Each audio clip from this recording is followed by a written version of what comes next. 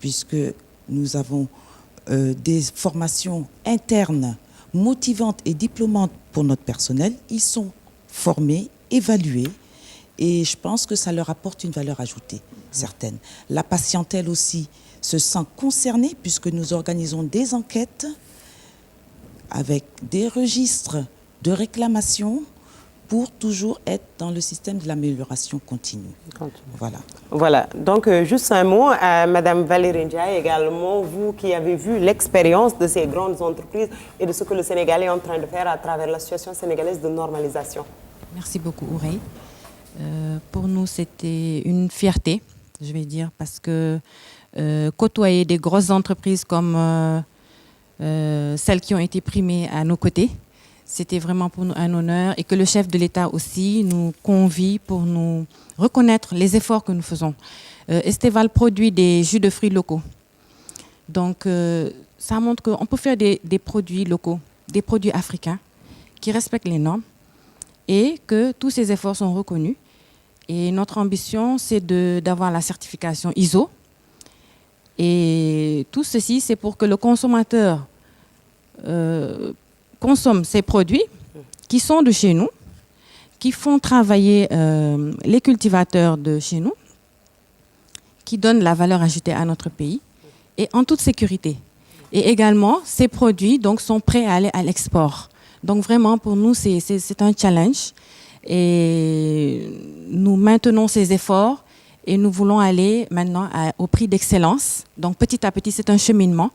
Et voilà notre démarche aujourd'hui. Nous voulons vraiment continuer. Félicitations à vous. On revient sur le plateau. Monsieur Sarr, ça doit faire plaisir d'entendre autant de témoignages par rapport à ces entreprises, par rapport à cette émulation au niveau national. Quel est le bilan que vous tirez des 7 éditions que vous avez eu à organiser pour le Sénégal? Okay. Pour les 7 éditions, on peut dire qu'il y a eu 94 entreprises qui ont participé au prix national, dont 52 ont été lauréates.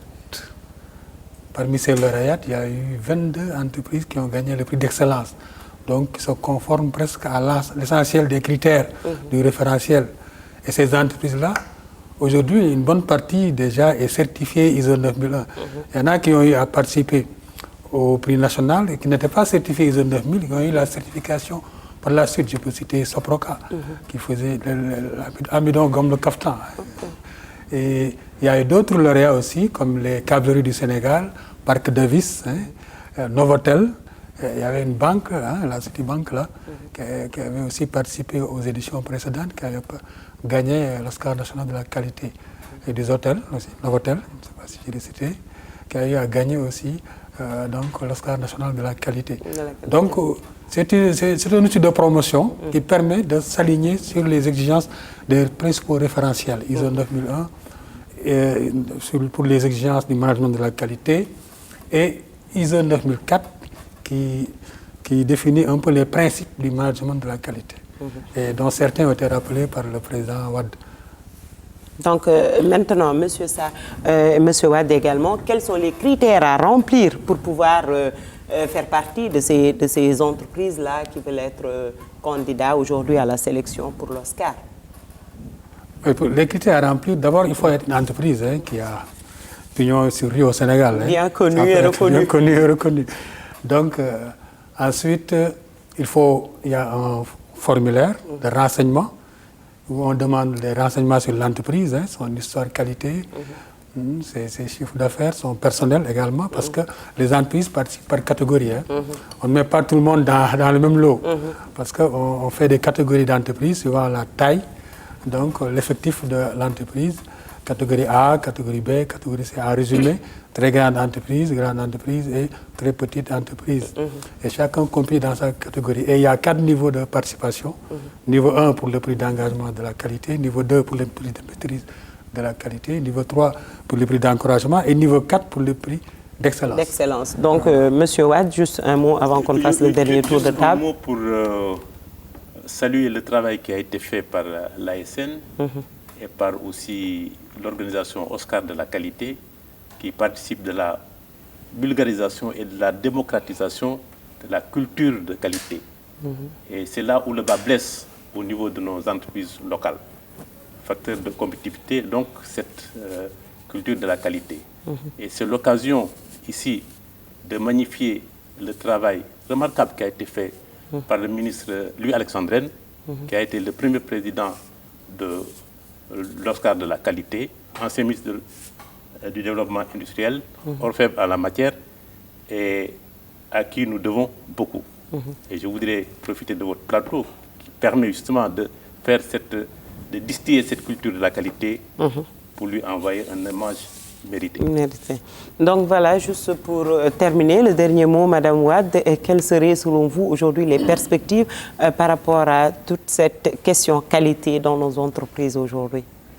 Le dernier mot, je dirais bien que l'ASN accompagne les entreprises, certes les grandes entreprises, mais je voudrais peut-être apporter un plus. Peut-être pourquoi pas l'ASN n'irait pas vers les petites entreprises et plus vulgariser la qualité, parce que c'est bien beau d'être certifié ISO 9001, 14001, comme FH Sénégal par exemple, je prends l'exemple, parce que ça a été quand même la première entreprise à être certifiée, à obtenir le prix de l'UMOA, la première entreprise sénégalaise. Donc pourquoi pas ne pas aller vers ces entreprises autres que FH et les petites entreprises qui viennent d'éclore, et essayer d'expliquer un peu. Parce que si vous voyez, d'habitude, quand on s'inscrit au prix de la qualité ou au prix de l'UMOA, on a plutôt parfois le formulaire le jour J ou, disons, peu de temps après.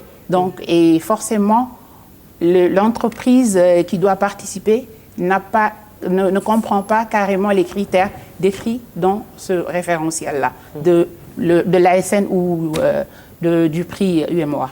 Mot de la fin, je voudrais remercier l'assistance et voilà, vous dire merci. C'était un honneur pour moi de représenter FH Sénégal, qui a eu quand même pas mal de distinctions depuis qu'elle est là. Merci. Momar Ndao, aujourd'hui, à quoi est-ce qu'on peut s'attendre? Quelles sont les perspectives? Comment est-ce qu'on peut voir le consommateur de demain exigeant face à la qualité? Nous sommes très heureux, nous, parce qu'en fait, vous savez, on a commencé dans les pays et aujourd'hui, nous avons un prix UMOA. Ça veut dire que, donc, on est en train de prendre en compte la dimension transfrontalière de la qualité. Je suis le président du réseau des associations de consommateurs de l'UMOA parce que maintenant, l'UMOA, c'est 8 pays, il n'y a plus de frontières douanières. Donc, et les produits ne sont pas réservés au Sénégal, des produits qui sont faits en Côte d'Ivoire. La problématique, elle intéresse tout le monde. L'autre chose qui nous a frappés et qui fait que nous sommes très très contents, c'est que ce n'est plus les entreprises privées qui font le concours pour la qualité. Quand le service public, quand Abbas Ndao, quand la santé en général se débrouille pour dire non, moi je vais compétir pour la qualité, nous sommes plus rassurés, nous sommes davantage rassurés parce qu'en fait cela montre que la culture de qualité dépasse donc l'approche économique donc de recherche de gains et que par conséquent nous avons un niveau de conscience de qualité extrêmement élevé au Sénégal. Bon, c'est vrai que tout le monde ne participe pas, mais déjà le fait de voir le service public, de voir des entreprises qui commencent à se développer, s'intéresser au prix de la qualité, je pense que c'est extrêmement important et je pense qu'il faut aller dans ce sens-là, continuer. Et c'est rassurant. Voilà, alors, rassurant. Monsieur le Président du jury, quelles sont aujourd'hui les perspectives? Comment ça se présente? Dans un an, vous allez organiser le prochain. Les perspectives sont belles. Je pense que le prix a réellement pris son envol. Aujourd'hui, je pense qu'il faut consolider les fondamentaux de ce prix en adressant les difficultés auxquelles ce prix est confronté pour pouvoir ratisser large. Je pense qu'il faudrait une meilleure implication au niveau de la mobilisation, au niveau des entreprises qui potentiellement sont notre clientèle. Et le plateau que vous nous offrez participe justement de cette vulgarisation.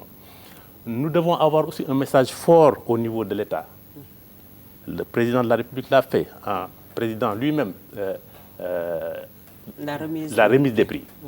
Je pense qu'au niveau de l'État aussi, il faudrait qu'au niveau budgétaire, il y ait une allocation qui qui soit réellement budgétisé pour pouvoir accompagner ce prix en appui de ce que fait l'ASN. Il faudrait aussi que le secteur privé s'approprie cette démarche de recherche, de culture de la qualité, qui est une démarche qui se situe dans la durée. Donc il faudrait que le secteur privé se sente responsable et participe d'abord au niveau de la sponsorisation, mais peut-être au niveau d'une participation qui pourrait prendre des formes que nous pourrons regarder ultérieurement. Il faudrait aussi que nos partenaires techniques et financiers puissent nous accompagner dans le cadre de cette globalisation où nous cherchons à élargir des marchés dans des partenariats gagnant-gagnant. Gagnant-gagnant. Donc, ASN, maître d'œuvre de ce prix national de la qualité, quel est le mot de la fin, surtout par rapport à votre partenaire principal aujourd'hui, qui est l'UEMOA? Oui, je voudrais préciser avant de dire le mot de la fin que l'Agence de développement et d'encadrement des petites entreprises, pour répondre un peu à Mme Wade, a financé la participation de 10 entreprises très petites. Mais il y en a que peut-être 3 ou 4 qui ont finalement fait un dossier parce qu'ils n'ont pas encore cette culture, d'où la vulgarisation. Donc mon mot de la fin, c'est de remercier quand même, peut-être au nom du ministre de l'Industrie et des Mines, ce partenariat avec la RTS dans le cadre d'un projet de l'UEMOA au sein de 8 pays, parce que le thème général, c'est la vulgarisation de la qualité et les droits des consommateurs. Donc il y a 4 émissions par trimestre. Aujourd'hui, c'est la première. Donc, je veux vraiment transmettre les remerciements au directeur général de la RTS pour ce début de notre partenariat. C'est nous qui vous remercions pour la confiance accordée à la télévision nationale. Merci. Nous vous donnons rendez-vous bientôt pour une autre émission sur le droit des consommateurs et la vulgarisation également des normes qualité. Nous allons vous accompagner pour une plus grande compréhension de cette notion de qualité pour un Sénégal émergent avec la situation sénégalaise de normalisation. Bonne soirée, à bientôt.